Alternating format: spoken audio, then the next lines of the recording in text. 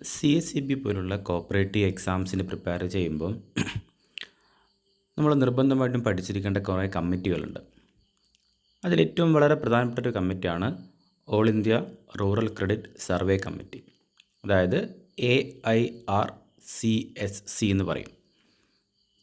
അപ്പോൾ മിക്ക എക്സാമിനും ഈ ഒരു ഭാഗത്ത് നിന്ന് ക്വസ്റ്റ്യൻസ് ഉണ്ടാവാറുണ്ട്. അപ്പോൾ നിങ്ങൾ കമ്മിറ്റികൾ പഠിക്കുന്ന സമയത്ത് നമ്മൾ പ്രധാനമായിട്ടും കുറച്ച് കാര്യങ്ങൾ നോക്കണം. ഒന്ന്, ആ കമ്മിറ്റിയുടെ മുഴുവൻ പേരെന്താണ്, ദെൻ ആ കമ്മിറ്റീനെ അപ്പോയിൻറ്റ് ചെയ്ത വർഷം, അതേപോലെ കമ്മിറ്റി റിപ്പോർട്ട് സബ്മിറ്റ് ചെയ്ത വർഷം, ദെൻ കമ്മിറ്റിയുടെ തലവൻ ആരാണ്, അതേപോലെ കമ്മിറ്റിയുടെ റെക്കമെൻഡേഷൻസ്. ഇത്രയും ഭാഗത്തു നിന്നാണ് നമുക്ക് ക്വസ്റ്റ്യൻസ് വരാറുള്ളത്. ഇപ്പോൾ ഓരോ കമ്മിറ്റി നിങ്ങൾ പഠിക്കുമ്പോൾ കൃത്യമായിട്ടുള്ള ഇമ്പോർട്ടൻസ് കൊടുത്ത് തന്നെ പഠിക്കാം. അപ്പോൾ ഇവിടെ നമ്മൾ നോക്കാൻ പോകുന്നത് all India rural credit survey കമ്മിറ്റിയാണ്. അപ്പോൾ നമുക്ക് നോക്കാം എന്തൊക്കെയാണ് അതിൻ്റെ ഡീറ്റെയിൽസ് എന്നുള്ളത്.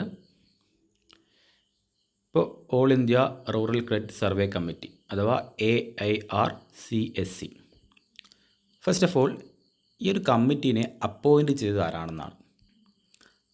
RBI ആണ് all India rural credit survey കമ്മിറ്റീനെ അപ്പോയിൻറ്റ് ചെയ്തിരിക്കുന്നത്.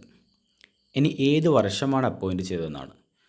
1951, 1951 all India rural credit survey കമ്മിറ്റീനെ അപ്പോയിൻറ്റ് ചെയ്തത്. ദെൻ അവർ കമ്മിറ്റി വിശദമായി പഠിച്ചതിന് ശേഷം റിപ്പോർട്ട് സബ്മിറ്റ് ചെയ്തത് എപ്പോഴാണ്? 1954. അപ്പോൾ 2 വർഷം ഓർത്ത് വെക്കുക, 1951 1954.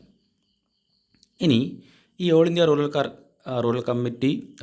ക്രെഡിറ്റ് സർവേ കമ്മിറ്റീനെ നമ്മൾ the magna carta of Indian cooperative movement എന്ന് വിളിക്കുന്നുണ്ട്. ഓക്കെ, അപ്പോൾ നമ്മളോട് ക്വസ്റ്റ്യൻ ചോദിക്കുകയാണ്, ഏത് കമ്മിറ്റീനെയാണ് magna carta of Indian cooperative movement എന്നറിയപ്പെടുന്നത്? ഓക്കെ, അതിൻ്റെ ആൻസർ എന്താണ്? All India rural credit survey കമ്മിറ്റിയാണ്. Then it is also known as the integrated scheme of rural credit. All India rural credit survey കമ്മിറ്റിനെ എന്തായിട്ട് അറിയപ്പെടുന്നുണ്ട്? Integrated scheme of rural credit. ഇനി ആരൊക്കെയായിരുന്നു ഈ all India rural credit survey കമ്മിറ്റിയിൽ ഉണ്ടായിരുന്നെന്നാണ് പറയുന്നത്. Okay, 4 പേരാണ് ഉണ്ടായിരുന്നത്. ഒന്ന് AD Gorwala, 2 DR Gadgil, 3 B Venkatappaiah and NSR Shastri. ഈ 4 പേരാണ് ഈ കമ്മിറ്റിയിൽ ഉണ്ടായിരുന്നത്. ഈ 4 പേരിൽ AD ഗോർവാലയാണ് ഈ കമ്മിറ്റിയുടെ ചെയർമാനായിട്ട് അപ്പോയിൻ്റ് ചെയ്യപ്പെട്ടിരിക്കുന്നത്. ഓക്കെ, അതുകൊണ്ട് തന്നെ ഈ all India rural credit survey കമ്മിറ്റിനെ നമ്മൾ എന്നും കൂടി അറിയപ്പെടുന്നുണ്ട് AD ഗോർവാല കമ്മിറ്റി എന്നും കൂടി അറിയപ്പെടും. ഓക്കെ, അല്ലെങ്കിൽ ഗോർവാല കമ്മിറ്റി എന്നും കൂടി നമ്മൾ എന്തിനു അറിയപ്പെടുന്നുണ്ട്? All India rural credit survey കമ്മിറ്റിനെ അറിയപ്പെടുന്നുണ്ട്. അപ്പോൾ നമ്മളിതിൽ പറഞ്ഞു മെമ്പേഴ്സിൽ ഒരാളാരാണ്? NSR ശാസ്ത്രിയാണ്. ഓക്കെ, അപ്പോൾ ഈ all India rural credit survey കമ്മിറ്റിയുടെ മെമ്പർ സെക്രട്ടറി ആരായിരുന്നു എന്ന് ചോദിച്ചു കഴിഞ്ഞാൽ അതാരാണ്? NSR ശാസ്ത്രിയാണ്. ഓക്കെ, ആരാണ് മെമ്പർ സെക്രട്ടറി? ഓക്കെ,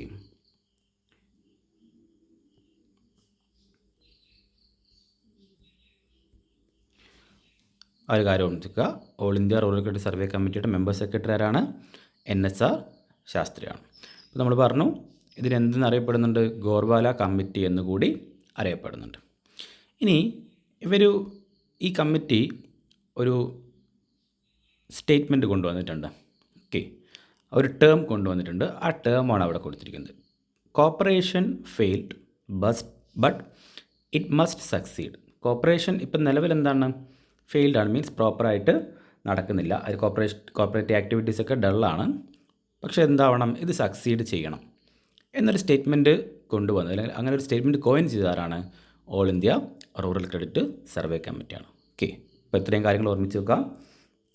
അപ്പോയിൻറ്റ് ചെയ്തത് Reserve Bank of India, appoint ചെയ്ത വർഷം 1951, റിപ്പോർട്ട് സബ്മിറ്റ് ചെയ്തത് 1954. ഓക്കെ, ദെൻ മെമ്പേഴ്സ് ആരൊക്കെയാണെന്ന് ഓർത്ത് വെക്കുക. ആരായിരുന്നു അതിൻ്റെ ചെയർമാൻ? AD ഗോർവാല ആയിരുന്നു chairman. Members Gadgil, Venkatappaiah and NSR Shastri. Okay, ഇനി ഇവർ 3 ഭാഗങ്ങളായിട്ടാണ് ഇവരുടെ റിപ്പോർട്ട് സബ്മിറ്റ് ചെയ്തിരിക്കുന്നത്. ഒന്നാമത് ജനറൽ, രണ്ടാമത്തെ സർവേ, മൂന്നാമത്തെ ടെക്നിക്കൽ. അപ്പോൾ ഈ വോളിയംസ് ഓർമ്മിച്ച് വെക്കാൻ വേണ്ടി നമുക്കിതിനെന്താക്കാം? ഒരു കോഡാക്കിയിട്ട് മാറ്റാം. GST എന്ന് പറയുന്നൊരു കോഡ് രൂപത്തിൽ നമുക്ക് എന്ത് ചെയ്യാൻ പറ്റും? ഈ വോളിയംസിനെ ഓർത്ത് വെക്കാൻ പറ്റും. G general, S survey and T technical. Okay, അപ്പോൾ വോളിയൂംസ് ചില സമയത്ത് എക്സാമിന് ചോദിക്കാറുണ്ട്, എത്ര വോളിയൂംസ് ആയിരുന്നു എന്നും അതിലേതൊക്കെയാണ് വോളിയൂംസ് ഉള്ളതെന്നില്ല. അപ്പോൾ 3 വോളിയൂംസാണ് ജനറൽ, സർവേ ആൻഡ് ടെക്നിക്കൽ. ഇനി ഇതിൻ്റെ റെക്കമെൻഡേഷൻസ് ആണ്. All India rural credit survey committee 1954 report submit ചെയ്തു. ആ റിപ്പോർട്ടിൽ അവരുടെ എന്തൊക്കെ കാര്യങ്ങളാണ് കൃത്യമായിട്ട് പറഞ്ഞിരിക്കുന്നതെന്നാണ്.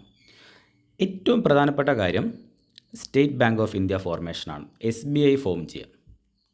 ഓക്കെ, അപ്പോൾ SBI നമുക്കറിയാം എങ്ങനെയാണ് ഫോം ചെയ്യുന്നുള്ളത്. നമ്മുടെ നാട്ടിൽ ഇമ്പീരിയൽ ബാങ്ക് ഉണ്ടായിരുന്നു. ഇമ്പീരിയൽ ബാങ്കിനെ നാഷണലൈസ്ഡ് ചെയ്തിട്ടാണ് 1955 SBI ഫോം ചെയ്തത്. ആ ഫോം ചെയ്യാൻ റെക്കമെൻഡ് ചെയ്ത കമ്മിറ്റി ഏതാണെന്ന് ചോദിച്ചു കഴിഞ്ഞാൽ ഏതാണ്? ഗോർവാല കമ്മിറ്റിയാണ്, അല്ലെങ്കിൽ all India rural credit survey കമ്മിറ്റിയാണ്. Second one, crop loan system. മെമ്പേഴ്സിന്, അതായത് കോപ്പറേറ്റീവ്സിലെ മെമ്പേഴ്സിന് എന്ത് കൊടുക്കുക? ക്രോപ്പ് ലോൺ സിസ്റ്റം, അതായത് വിളകളുടെ ബേസിൽ ലോൺ കൊടുക്കുക, crop loan system. Then linking of credit with marketing. അതായത് നമ്മൾ മെമ്പേഴ്സിന് ക്രെഡിറ്റ് കൊടുത്താൽ മാത്രം പോരാ, നമ്മൾ അവരെ എന്തിനും കൂടി സഹായിക്കണം. അവർ പ്രൊഡ്യൂസ് ചെയ്യുന്ന പ്രൊഡക്റ്റുകൾ മാർക്കറ്റ് ചെയ്യാനുള്ളൊരു ഹെൽപ്പും കൂടി ആര് കൊടുക്കണം? കോപ്പറേറ്റീവ്സ് കൊടുക്കണം. അതാണ് linking of credit with marketing. Then വളരെ പ്രധാനപ്പെട്ട മറ്റൊരു അവരുടെ റെക്കമെൻഡേഷനാണ് സ്റ്റേറ്റ് പാർട്ട്ണർഷിപ്പ് ഫണ്ട്. അതായത് നിലവിൽ കോപ്പറേറ്റീവ് സൊസൈറ്റീസിന് സ്റ്റേറ്റ് ഗവൺമെൻറ്റിൻ്റെ ഭാഗത്ത് നിന്ന്, മീൻസ് ഗവൺമെൻറ്റിൻ്റെ ഭാഗത്ത് നിന്ന് യാതൊരുവിധ സപ്പോർട്ടും, മോണിറ്ററി സപ്പോർട്ടൊന്നും കൊടുക്കുന്നില്ല. അപ്പോൾ കോപ്പറേഷൻ, നമ്മൾ നേരത്തെ പറഞ്ഞു അല്ലേ, കോപ്പറേഷൻ ഫെയിൽഡ് ആണ്, പക്ഷേ ഇതെന്താണ്? സക്സീഡ് ആവണം. അങ്ങനെ സക്സീഡ് ആവണമെങ്കിൽ അവിടെ എന്ത് വേണം? State partnership. അത് കോപ്പറേറ്റീവ് സൊസൈറ്റികളിൽ ആര് വേണം? സ്റ്റേറ്റിൻ്റെ പാർട്ട്ണർഷിപ്പ് വേണം. അതിനുവേണ്ടി അവരൊരു ഫണ്ട് പ്രൊവൈഡ് ചെയ്യണം, കോപ്പറേറ്റീവിൻ്റെ വളർച്ചയ്ക്ക് വേണ്ടിയിട്ട്. അതായിരുന്നു മറ്റൊരു റെക്കമെൻഡേഷൻ എന്ന് പറയുന്നത്, state partnership fund. The next one, national warehousing board establish ചെയ്യുക. നാഷണൽ ലെവലിലൊരു സ്റ്റോറേജ്, അതായത് വെയർഹൗസിംഗ് ബോർഡ് എന്ത് ചെയ്യുക? എസ്റ്റാബ്ലിഷ് ചെയ്യാം. ദെൻ നിലവിലുള്ള കോപ്പറേറ്റീവ് സൊസൈറ്റീസൊക്കെ സ്മോൾ സൈസിലാണ്. അപ്പം ലാർജ് സൈസ്ഡ് കോപ്പറേറ്റീവ് സൊസൈറ്റി നമ്മുടെ നാട്ടിൽ എന്ത് ചെയ്യണം? ഡെവലപ്പ് ചെയ്യണം. അതും റെക്കമെൻഡ് ചെയ്താനാണ് AD ഗോർവാല കമ്മിറ്റിയാണ്. Then audit is necessary to cooperative societies. Cooperative സൊസൈറ്റികളിൽ ഓഡിറ്റിംഗ് സിസ്റ്റം കൊണ്ടുവരണം എന്നും റെക്കമെൻഡ് ചെയ്താരാണ്? All India rural credit survey കമ്മിറ്റിയാണ്. ഓക്കെ, അപ്പോൾ ഈ all India rural credit survey കമ്മിറ്റിയുടെ ഈ റെക്കമെൻഡേഷന് എക്സാമിന് വരുമ്പം വളരെ ഇൻഡയറക്റ്റ് ആയിട്ടൊക്കെ വരാറുണ്ട്. ചിലപ്പോൾ ഡയറക്റ്റ് ആയിട്ട് ചോദിക്കാം, ചിലപ്പോൾ ഇൻഡയറക്റ്റ് ആയിട്ട് ചോദിക്കാം. ഓക്കെ, ഇമ്പീരിയൽ ബാങ്കിനെ നാഷണലൈസ് ചെയ്തിട്ട് SBI ഫോം ചെയ്യാൻ കാരണമായ കമ്മിറ്റി ഏതാണെന്നൊക്കെ ചോദിക്കാറുണ്ട്. അങ്ങനെയാകുമ്പോൾ അതിൻ്റെ ആൻസർ എന്തായിരിക്കും? All India rural credit survey കമ്മിറ്റിയാണ്. Okay, the linking of credit with marketing ആരാണ് റെക്കമെൻഡ് ചെയ്തത്? അല്ലെങ്കിൽ ക്രോപ്പ് ലോൺ സിസ്റ്റം ആരാണ് റെക്കമെൻഡ് ചെയ്തത്? അല്ലെങ്കിൽ സ്റ്റേറ്റ് പാർട്ട്ണർഷിപ്പ് ഫണ്ട്. ഈ സ്റ്റേറ്റ് പാർട്ട്ണർഷിപ്പ് ഫണ്ട് എന്ന് പറയുന്നത് ഈ ഒരു ഗോർവാല കമ്മിറ്റിയുടെ പ്രധാനപ്പെട്ടൊരു റെക്കമെൻഡേഷൻ ആയിരുന്നു. അതിനുശേഷം സ്റ്റേറ്റ് പാർട്ട്ണർഷിപ്പ് ഫണ്ട് നടപ്പിലാക്കുകയും ചെയ്തിട്ടുണ്ട് കേട്ടോ. വളരെ സക്സസ്ഫുള്ളായിട്ട് നടപ്പിലാക്കിയിട്ടുണ്ട്. ഇപ്പോഴും അത് കണ്ടിന്യൂ ചെയ്ത് പോകുന്നുണ്ട്. Okay, state partnership fund. അപ്പോൾ അവരുടെ റെക്കമെൻഡേഷൻസ് കൃത്യമായിട്ട് എന്ത് ചെയ്യാം? ഓർത്ത് വെക്കാം. അപ്പം കമ്മിറ്റികൾ പഠിക്കുമ്പോൾ ഞാൻ പറഞ്ഞു, ഒന്ന് കമ്മിറ്റിയുടെ പേര് നിങ്ങൾ നിർബന്ധമായിട്ട് ഓർത്ത് വെക്കാം, മുഴുവൻ പേരും.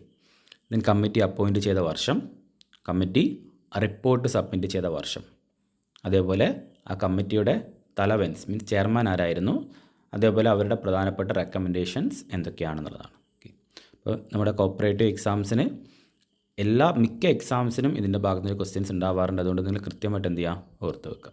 ഓക്കെ.